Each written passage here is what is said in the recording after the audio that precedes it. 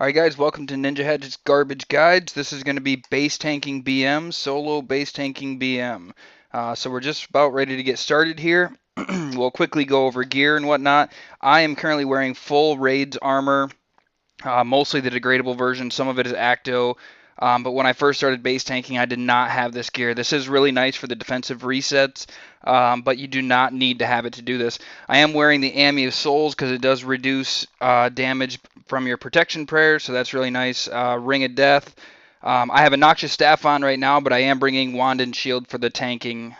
I'm using the Penance Aura and a Sign of Life. Sign of Life basically because you can get really unlucky at Beastmaster and he can KO you pretty quickly, so it's nice to have that extra backup in case you need it. I do use Revolution on this. I use Revolution for everything in the game, as you've heard me say before.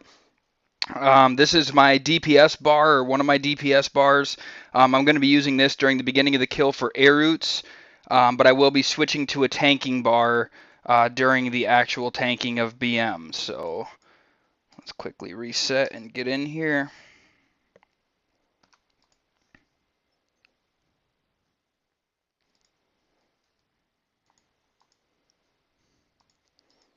So this is my tanking bar for BM. I just have a couple of quick basics that fire off with Revolution, and then this is Shield Bash, so this will fire off with Revolution and Preparation.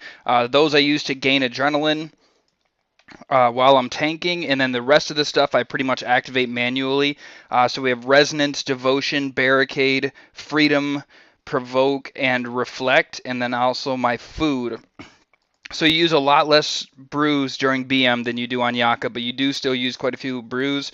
So definitely bring that. My yak is full of rocktails, so I have about, I don't know, 10 brews or so in my inventory, and then my yak is full of rocktails. So starting off the kill, we're waiting for a couple people to get in here, but the most important part is obviously not to die to air roots. If you're looking at a base tanking guide, chances are that you've done raids before and you kind of know what you're doing. But with the air roots, that's why I bring my Noxious Staff, is just to get us through the beginning of that. The way our team runs is whoever is base tanking also tanks Corms, which is the first pet that comes out. That is very simple to do, and I'll explain that when we get to that point. You do want a base tank in the southeast corner here, and you should have somebody dedicated to opening those cages up. Also, quickly, let's talk about my inventory. I have air runes because air is the spell that I use, and then I also have runes for a couple of debuffs. The two debuffs that I have are Enfeeble, which reduces damage dealt by 10%, and Vulnerability, which increases the damage that BM takes by 10%. So I try to fire those off as often as possible just to kind of help out the team. Also, Supreme Overload. I do bring prayers and a couple of flasks just in case the penance isn't working great. When you're tanking, you usually have no problem, but in a DPS role, penance usually does not suffice enough to run your prayer completely. My quick prayers are set to protect from melee and my tier 95 prayer, but during the beginning of the kill, I do protect from missiles just while the air roots are out. And then I have an adrenaline pot, and the rest is obviously food. So getting started here, we're going to go ahead and start praying range, and we will take care of the air roots as they come out. Let's go ahead and overload up.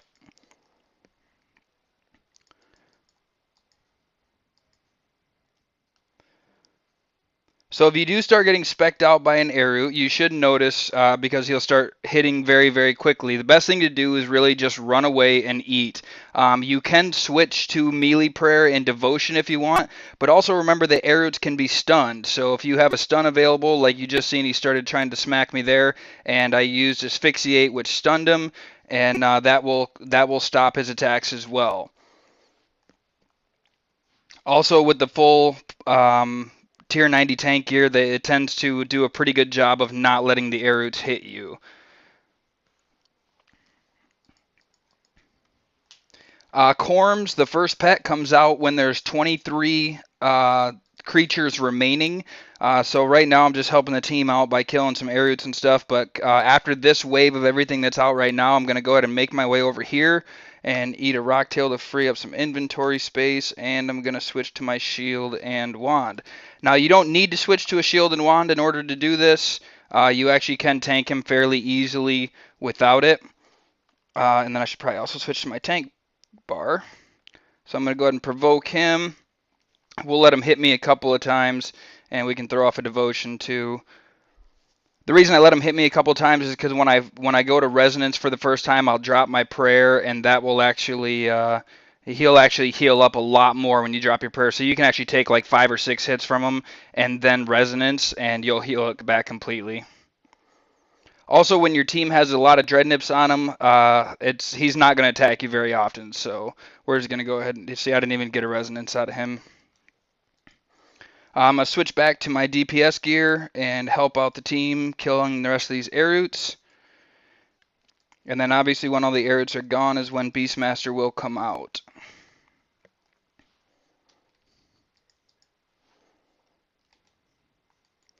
So once again, you'll see me stun these air roots as often as I can just to stop them from trying to use their special attack. But like I said, if they do use your special attack... Oh, I think somebody on our team just died, it looked like. Hard to tell. If they do use their special attack, you also can just switch to your melee prayer and devotion. It will block it 100%.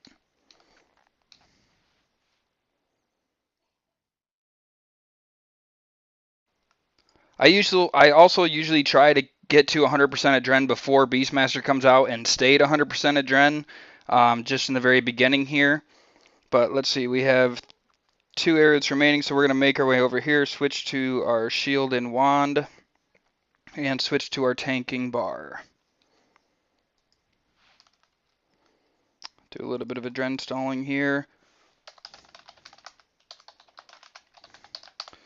Need somebody to clear southeast. So we're going to go ahead and invoke Beastmaster.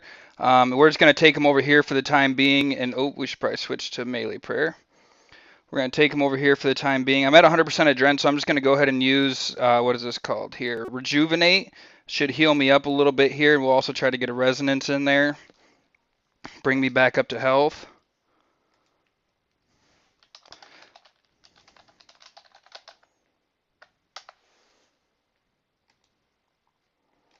And fire off a devotion. Devotion is best to use when he does his little flurry attack like that. He can't really hit that high, but it's just rapid hits. So it is the best idea to use Devotion when he does that. I obviously got pretty lucky there and just happened to use it right as he decided to do his flurry attack. So with Resonance, it's also really important that you don't see that message just came up that says Beastmaster's become furious with you. So I want to freedom that off of me, which will take some enrage off of me. But then you never want to resonance or you never want to drop your prayer unless it's right after that message. Because now at any point, he can actually reset my defensive abilities. So the last thing I want to do is try to resonance and drop my prayer only to have him take off my defensive ability and then smack me out for like a fucking 10k or something. So now, because he just did his little message, I can drop my prayer, get a little decent heal in there, and I'm going to go ahead and barricade while he does this move. Build back up to 100% adrenaline, and I'm going to try to use my rejuvenate to get back to full health. Try to when he calls out here, boy, that means the second pet is coming out. Try to help out your team by letting them know, hey, the second pet is out, just in case they don't see it. We're at 100% adren, so we're going to go ahead and use this, and we're going to get a resonance in there too. So he just reset my defensives again, and also you're going to want a freedom to try to keep that enrage down. I also forgot to activate my penance, so it's a good idea that I brought these super restores and whatnot. So during the beginning here, while the pets are still alive, he's fairly easy to tank. Basically, all I'm going to do is sit here and rotate through defensive abilities. I prefer to use Devotion or not Devotion, but Debilitate and Reflect together.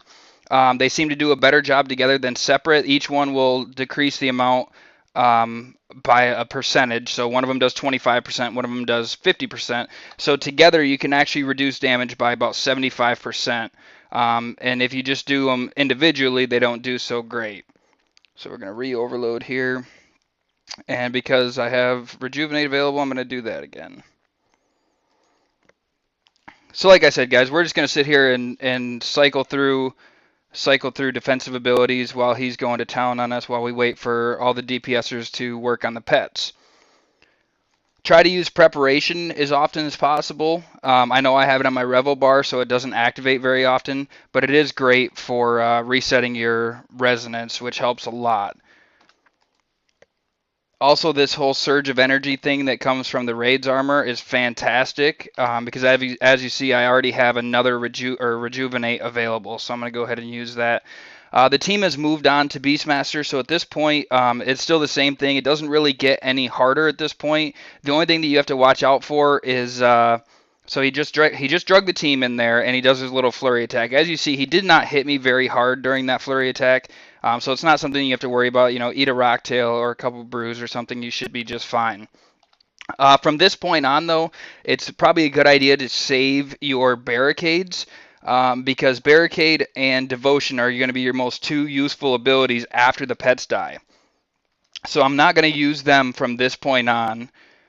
I am going to use my Debilitate and Reflect here, and then we're going to try to throw on some debuffs. So as you see, I just got the first debuff on, and the second debuff. We'll heal up a little bit. So I also never want to resonance and drop my prayer if I have chargers on me because it's too easy for a charger to hit you and take your resonance, and then all of a sudden BM will hit you for like a 5k. So we're gonna go back to Debilitate and Reflect. So once he gets to 750k, the DPSers will move on to killing the pets. So at that point is when the fight gets difficult, because what he does is he bites into your flesh and makes you take increased damage, and the increased damage is actually a lot. So there you go. He just saw that he reset my defensives. Now I'm safe to go ahead and resonance and drop my prayer for a nice 2k heal there. If these chargers were on me, I would not do it. Okay, so he just bit into my flesh, so we're going to want to go ahead and Devotion real quick and hope he doesn't reset my stuff. Try to build back up to 100. As soon as Devotion is gone or he resets my defensives, now I'm going to Barricade. This is the most important part. Let's see, he just reset me. So now I have to try to eat as fast as possible. And looks like I'm going to die. Get a resonance in there. I just got signed and I'm going to die. Let's see here. That got very unlucky there with what happened. Alright, so I was able to eat back to full, but now we got to try to get some adrenaline back and try to get some damage reduction going. That was very, very close. I got really unlucky. Now the effects of the bite has passed. Now the hardest part of the fight is over because he will not hit you that hard anymore. Ideally, what you want to do is you want to either Barricade or Devotion first, and then as soon as that one is done, you want to get back to Barricade or Devotion, whatever one you did not use.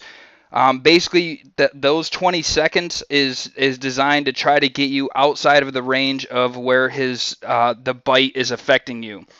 Because when the bite is affecting you, that's when you're going to take like 10Ks, 15K hits. And it's very, very easy to die. So at this point, he does hit a lot harder towards the end of the fight, but not nearly as hard as when you have the bite. So at this point, I'm just going to cycle through my abilities again. You'll see I throw in a Resonance and also that Rejuvenate as often as possible. Keep Freedoming too. You want to Freedom that Enrage. Every time it says the Enrage increases, that means he's hitting harder against you. So the more often that you Freedom, the better off you're going to be.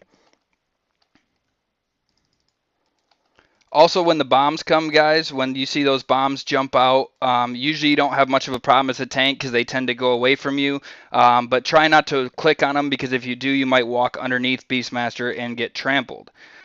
So there we go. That was the kill. Let's see what I got for loot.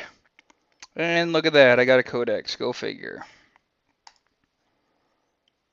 All right, awesome. If you have any questions, feel free to PM me in-game, usually on my Iron Man, on the Chat Ninja, and also if I'm on my main, it's Ninjahatchet. So feel free to PM me, guys, if you have any questions, and that's it. Thanks.